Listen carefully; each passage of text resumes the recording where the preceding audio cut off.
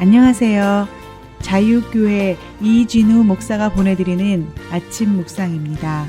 오늘도 예수 그리스도의 향기를 내는 복된 하루가 되시길 바랍니다. 12월 9일 수요일 아침 묵상입니다. 오늘은 인생에 닥친 위기를 해결하는 길이라는 제목으로 사무엘하 21장 5절로 6절, 12절로 14절의 말씀 묵상합니다. 그들이 왕께 아뢰되 우리를 학살하였고 또 우리를 멸하여 이스라엘 영토 내에 머물지 못하게 하려고 모해한 사람의 자손 7사람을 우리에게 내주소서. 여호와께서 택하신 사울의 고을 기브아에서 우리가 그들을 여호와 앞에서 목매어 달겠나이다 하니 왕이 이르되 내가 내주리라 하니라. 다윗이 가서 사울의 뼈와 그의 아들 요나단의 뼈를 길랏 야베스 사람에게서 가져가니 이는 전에 블레셋 사람들이 사울을 길보아에서 죽여 블레셋 사람들이 벳산 거리에 매단 것을 그들이 가만히 가져온 것이라. 다윗이 그곳에서 사울의 뼈와 그의 아들 요나단의 뼈를 가지고 올라오매 사람들이 그 달려 죽은 자들의 뼈를 거두어다가 사울과 그의 아들 요나단의 뼈와 함께 베냐민 땅 셀라에서 그의 아버지 기스의 묘에 장사하되 모두 왕의 명령을 따라 행하니라. 그 후에야 하나님이 그 땅을 위한 기도를 들으시니라. 오늘도 안전하고 건강하게 한 날을 보내시길 바라며 아침 묵상 시작합니다. 성경을 통해 발견할 수 있는 사람이 겪는 어려움이나 고통에는 크게 세 가지가 있습니다. 첫 번째가 고난이고 두 번째는 징계이며 세 번째는 형벌입니다. 어제 아침 묵상에서 설명한 것처럼 고난과 징계와 형벌은 얼핏 대단히 비슷하게 보이지만 그 목적이나 의미가 결코 같지 않습니다. 고난은 고난을 대하는 방식이 있고 징계는 징계를 대하는 방식이 있으며 형벌은 형벌을 대하는 방식이 있습니다. 내가 겪는 어려움을 극복하고 잘 이겨내기 위해서는 지금 내가 겪는 것이 고난, 징계 그리고 형벌 가운데 무엇인지를 제대로 분별할 수 있어야 합니다. 내가 겪는 어려움을 고난과 징계와 형벌 가운데 어떤 것으로 받아들이냐에 따라 그것을 대처하는 방법이 달라지기 때문입니다. 그리고 내가 겪는 어려움을 어떻게 대처하느냐에 따라 그 결과는 완전히 달라집니다. 예를 들면 이렇습니다. 부모의 꾸중과 책망을 징계로 이해하느냐, 형벌로 이해하느냐에 따라 자녀들의 미래가 달라집니다. 부모의 꾸중을 징계로 이해한 자녀는 부모의 꾸중과 흉계를 통해 더욱 나은 사람이 될 것입니다. 하지만 부모의 꾸중을 형벌로 이해하고 받아들인 아이는 부모의 꾸중이나 흉계를 받을 때마다 자녀의 인생은 더욱 나빠질 것입니다. 이것은 우리의 신앙생활도 마찬가지입니다. 내 인생에 닥친 어려움이나 고통을 고난이냐, 징계냐, 형벌이냐를 정확하게 분별할 수 있어야 합니다.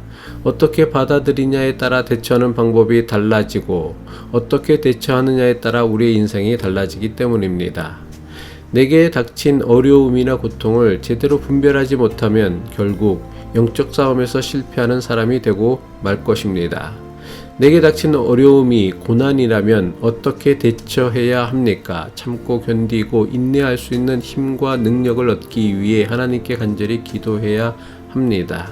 바른 길, 믿음의 길을 가기에 겪는 고난이라면 끝까지 포기하지 않고 그 길을 갈 힘과 능력을 위해 하나님께 간절히 기도해야 합니다. 예수님께서 가신 십자가의 길이 바로 고난의 길이었으며 예수님께서는 겟세마네 동산에서 간절히 기도함으로 그 길을 갈 수 있으셨습니다.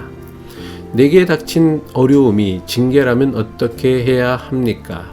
징계는 참고 견디고 인내하는 것이 능사가 아닙니다. 내가 잘못한 것이 무엇인지를 아는 것이 우선이 되어야 합니다.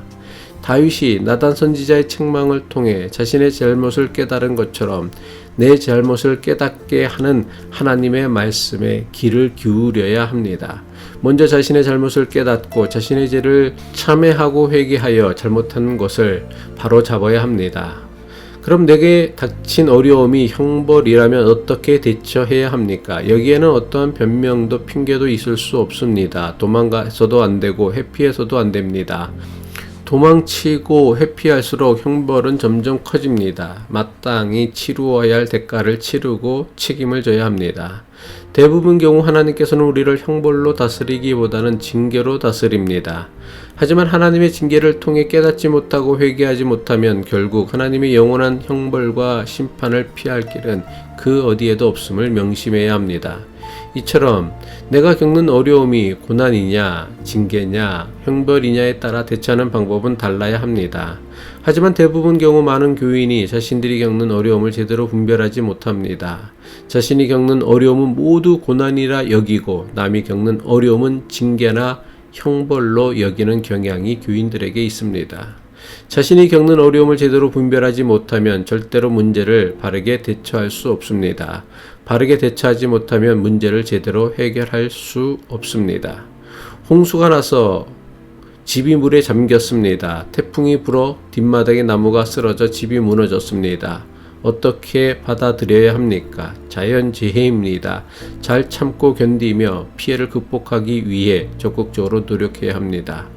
누구보다 성실히 그리고 열심히 일했지만 하던 사업이 망했습니다. 어떻게 이해해야 합니까? 고난입니다. 용기를 내고 다시 시작할 힘을 얻어야 합니다. 남이 겪는 고난을 지켜보는 사람은 어떻게 해야 합니까? 할 수 있는 한 최대한 도와줄 수 있어야 합니다. 함께 고난을 극복할 수 있도록 기도해 주어야 합니다. 그런데 남이 겪는 고통이나 재앙을 하나님의 형벌이라고 함부로 말하는 목사와 교인들이 있습니다. 이것은 매우 악한 일입니다. 가난한 사람을 하나님의 저주를 받아 가난하다고 함부로 말하고 모욕하는 목사와 교인들이 있습니다. 이것은 하나님께서 매우 엄하게 다스리는 매우 심각한 죄입니다. 잠언 17장 5절이죠. 가난한 자를 조롱하는 자는 이를 지으신 주를 멸시하는 자요 사람의 재앙을 기뻐하는 자는 형벌을 면치 못할 자니라. 하나님께서 약속하시고 인도하신 이스라엘 땅에 흉년이 들었습니다. 그것도 3년이나 흉년이 계속됩니다. 어떻게 이해해야 합니까? 같은 어려움이 연속해서 반복된다면 단순한 자연재해로 여겨서는 안 됩니다. 같은 문제가 반복되는 데는 반드시 이유가 있습니다. 이것은 대부분 하나님의 징계나 형벌일 경우입니다. 이런 경우 먼저 자기 자신을 돌아볼 수 있어야 합니다. 자기 자신을 돌아보아도 문제의 원인을 알 수 없다면 하나님께 물어보아야 합니다. 징계나 형벌이라면 반드시 그 원인을 알아야 합니다. 그리고 문제의 원인을 해결하도록 노력해야 합니다. 그래야만 비로소 반복되는 어려움을 해결할 수 있습니다. 내가 겪는 어려움을 무조건 고난이라고 여겨서는 안 됩니다. 먼저 내가 겪는 어려움이 고난인지 징계인지 형벌인지를 제대로 구별하도록 기도해야 합니다. 하나님의 말씀에 귀 기울여야 합니다. 내가 겪는 어려움이 고난이라면 참고 견디고 계속해서 그 길을 갈 수 있는 힘과 능력을 기도해야 합니다. 내가 겪는 어려움이 징계라 한다면 내가 무슨 잘못이 있는지, 무엇을 바꿔야 하는지, 무엇을 회개해야 하는지를 아는 것이 우선이 되어야 합니다. 내가 겪는 어려움이 형벌이라면 피하지 말고 정정당당하게 대가를 치르고 책임을 질 수 있어야 합니다.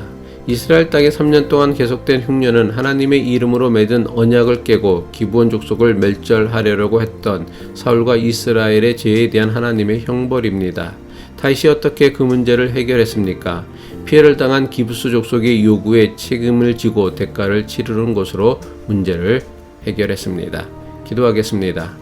공의의 하나님, 인생을 살면서 겪는 위기를 바르게 분별하는 지혜를 주시고 하나님께서 주신 영적 분별력으로 닥친 문제를 바르게 대응하게 하옵소서. 우리가 겪는 인생의 여러 문제가 우리를 무너뜨리는 수단이 아니라 우리를 단련하는 하나님의 방법이 되게 하옵소서. 예수 그리스도의 이름으로 기도합니다.